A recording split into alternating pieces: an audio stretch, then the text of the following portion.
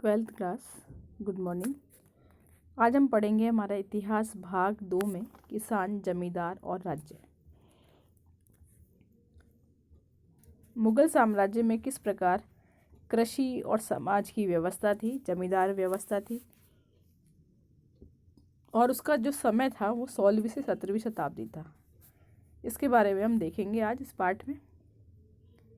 यह हमारा इतिहास भाग 2 का ही पार्ट है, 8, विषय 8। 16वीं और 17वीं सदी के दौरान हिंदुस्तान में करीब करीब 85% लोग गाँव में रहते थे।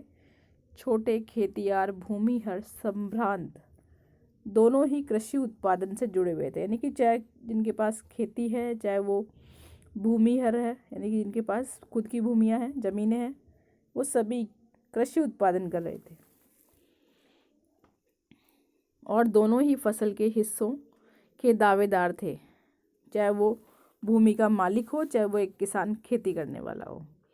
इससे उनके बीच सहयोग, प्रतियोगिता, संघर्ष के रिश्ते बने, क्योंकि एक भूमि का मालिक था और एक उस पर काम करने वाला किसान था। इसलिए सहयोग भी हुआ, प्रतियोगिता भी हुई और संघर्ष की भावना भी हुई। खेती से जुड़े हुए इन तमाम रिश्तों के ताने बाने गांव का समाज बनता था। इसी समय कई बाहरी ताकतें हमारे ग्रामीण दुनिया में दाखिल हुई।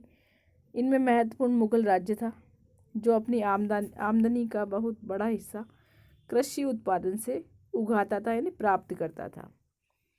राज्य के नुमाइंदे राजस्व निर्धारित करने वाले, राजस्व वसूली करने वाले, हिसाब रखने वाले ग्रामीण समाज पर काबू रखने की कोशिश करते थे।